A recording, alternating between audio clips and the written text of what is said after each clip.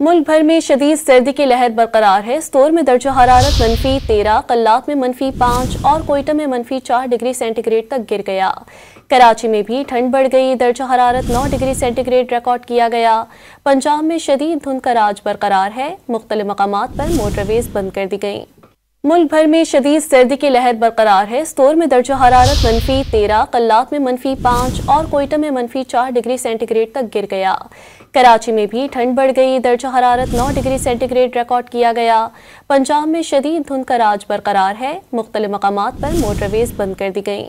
मुल्क भर में शदीद सर्दी की लहर बरकरार है। स्टोर में दर्जा हरारत -13, कल्लात में -5 और कोयटा में -4 डिग्री सेंटीग्रेड तक गिर गया।